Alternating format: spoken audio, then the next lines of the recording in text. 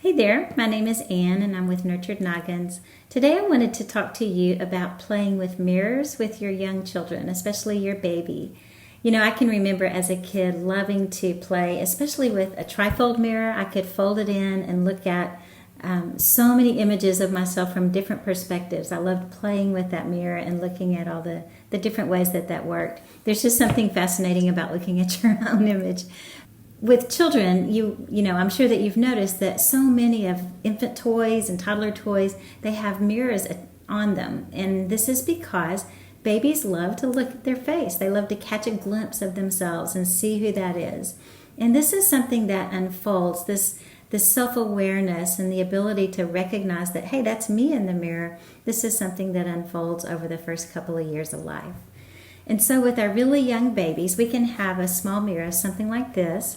And let me catch myself there. And you can use these mirrors anywhere. You can just have one in the toy box or in the toy basket to pull out and to play with and to talk with your baby as you are showing them reflections of themselves and of you and maybe of whoever else happens to be in the room or your pets.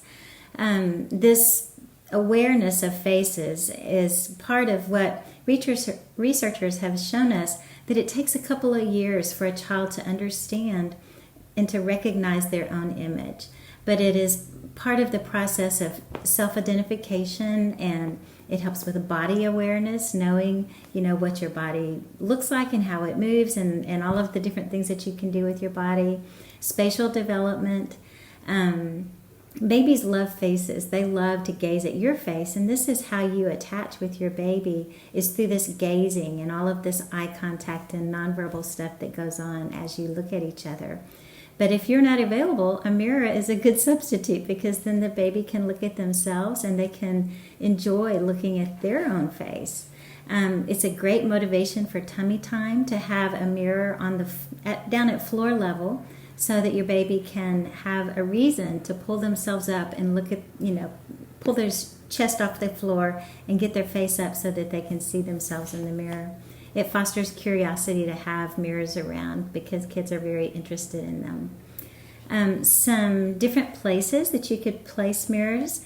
One would be, I remember one place where I worked where we changed children's diapers. We had a cabinet above, and we had stuck up an unbreakable mirror on the bottom side of that cabinet, so when they laid down to have their diaper changed, they could see their image and play with it. And of course we did a lot of talking about who is that in the mirror and making faces and that kind of thing. But that was a really neat place. So where you're changing diapers would be a neat place to put a mirror.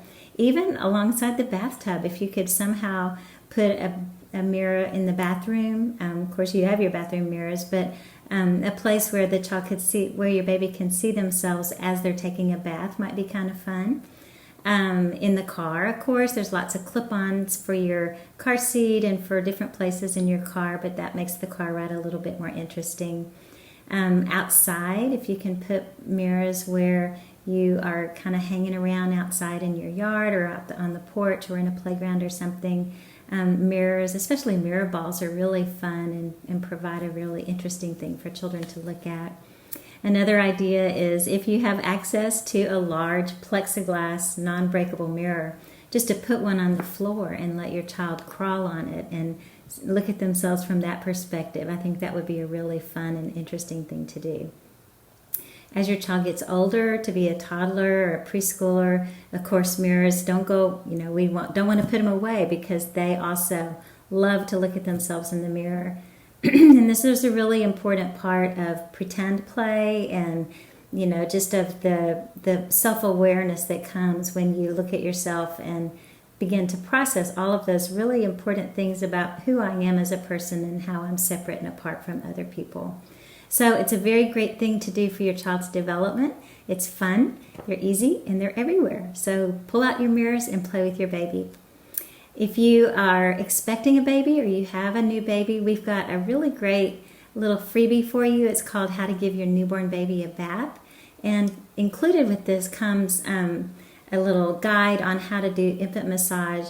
But in this video where I'm bathing this little baby on a bathroom counter, you can see how this tiny little newborn loves to look at her own image in the bathroom mirror. And so that would be a really neat way to kind of see a picture of what I'm talking about here. So that is all for today, and I'll talk to you soon. Bye-bye.